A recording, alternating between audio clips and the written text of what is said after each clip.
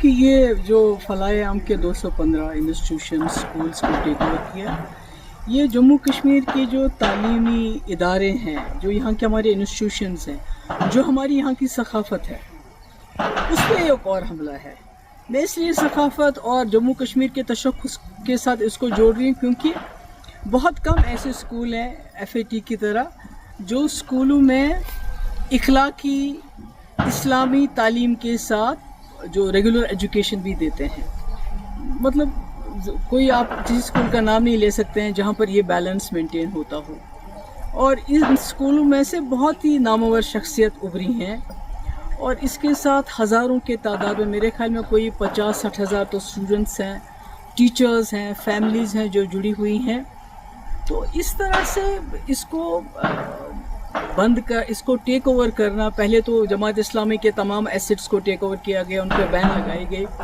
اور تبھی امید تھی کہ یہاں ایک چنی ہوئی سرکار آئے گی، الیکشن ہوں گے، تو شاید یہ جو ہم پہ تابہ توڑ حملے ہو رہے ہیں ہمارے تشخص پہ، ہمارے ہر ادارے پہ، تو کہیں نہ کہیں اس کو وہ روکنے میں کامیاب ہو جائیں گے۔ اور شاید یہی وجہ ہے کہ لوگوں نے نیشنل کانفرنس کو تقریباً 50 سیٹیں دیں، پارلیمنٹ میں 3 ممبر پارلیمنٹ دیے لداخ کو لے کے۔ تو پر افسوس کی بات ہے کہ بجائے اس کے کہ وہ اس چیز کو روکے، تو یہ گورنمنٹ کی طرف سے آرڈر آنا، مجھے لگتا ہے کہ یہ مطلب ایز اے کشمیری مجھے لگتا ہے کہ یہ جو لوگوں کا جو بھروسہ ہے ان پہ کیا گزری ہوگی، میں اس کا اندازہ نہیں لگانا چاہتی، کیونکہ پچھلے الیکشن میں تمام لوگوں نے اپنی آئیڈیالوجی سے بالاتر اٹھ کے، چاہے وہ جماعت اسلامی تھے، چاہے اہل حدیث تھے، چاہے امپلائیز تھے، چاہے ٹیچرز ایسوسیشن تھی، چاہے نوجوان تھے، سب نے سوچا کہ ایک ہی جماعت کو ووٹ دیں گے تاکہ یہ جو طوفان آ رہا ہے ہم پہ مرکز کی طرف سے، اس کو شاید ایک جماعت روک پائے گی، ایک ہی جماعت روک پائے گی، کیونکہ PDP کو توڑ پھوڑ کر کے PDP لگتا تھا لوگوں کو یہ ختم ہو چکی ہے، یہ مقابلہ نہیں کر پائے گی۔ تو ایسے میں یہ ہونا، اور ابھی آپ نے دیکھا کچھ دیر پہلے جو ہماری اردو زبان ہے، سرکاری دفاتر میں سے اس کو تقریباً خارج کیا جا رہا ہے۔ ہماری کتابوں، ہمارے جو سلیبس ہے، جو کریکولم ہے، اس میں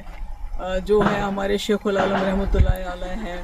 یا ہمارے علامہ اقبال صاحب ہیں، یا اسی طرح جو ہمارے آغا شاہد صاحب ہیں، ان کو بالکل اس سے الگ کیا جا رہا ہے۔ تو سرکار جو ہے خاموش ہے، اور اس بار تو سرکار حصہ بن گئی۔ آپ کو یاد ہوگا 2016 اور 17 میں جب یہاں بہت حالات خراب ہوئے، پتھراؤ روکے نہ روکے،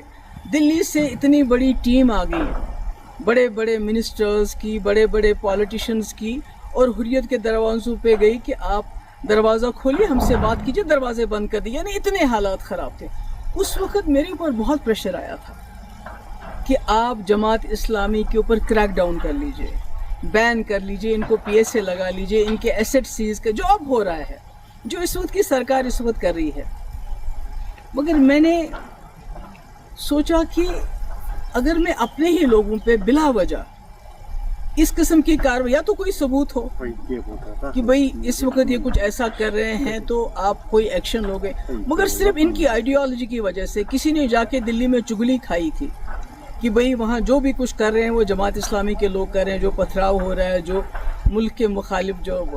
مہم چل رہی ہے، وہ سب جماعت اسلامی۔ اور میں نے اس وقت سٹینڈ لیا، جیسے میں نے کٹھوا میں سٹینڈ لیا، حالانکہ میرے پاس اکثریت نہیں تھی، ہم PDP BJP سرکار میں بنے ہوئے تھے۔ آج نیشنل کانفرنس کے پاس اپنی اکثریت ہے، اس کے باوجود وہ اس قسم کے فیصلے کرتی ہے، مجھے لگتا ہے یہ افسوس کے لائق ہے۔ اور اس کے بارے میں کیا کہوں گا، ویسے تو لوگ کہتے ہیں کہ کہیں نہ کہیں نیشنل کانفرنس اور جماعت اسلامی کا پرانے وقت سے چل رہا ہے، کہ جب شیخ صاحب مرحوم 77 میں آ گئے، اس کے بعد جماعت اسلامی والوں کے ساتھ کیا کیا گیا، کس طرح ان کے گھر چلائے گئے، کیا کیا ہماری مقدس کتابیں بھی نظر آتش کی گئی، اس کے بعد 87 کے بعد کیا کیا گیا، جو فلاح عام ٹرسٹ کے ٹیچر ہیں ان کو کیسے پبلک سیفٹی ایکٹ لگایا گیا، اور آج 2025 میں اب ان کے جو سکول تھے، جو لوگوں کے غریب لوگوں کو، غریب بچوں کو، کیونکہ آپ نے دیکھا کہ سرکاری اسکولوں میں جو چیز کمی ہے وہ یہ اسکول پوری کرتے تھے، جن کا کوئی نہیں ہوتا تھا اور کم فیس لے کے یہ تعلیم دیتے تھے۔ تو آج انہوں نے اتنا بڑا سسٹم جو ایک بنا ہوا ہے اس کو ایک حساب سے تباہی کے دہانے پہ پہنچا دیا ہے. کئی گھر اس کے ساتھ وابستہ ہے, کئی ٹیچر, سب کا مستقبل جو ہے. میم آپ نے ایجوکیشن منسٹر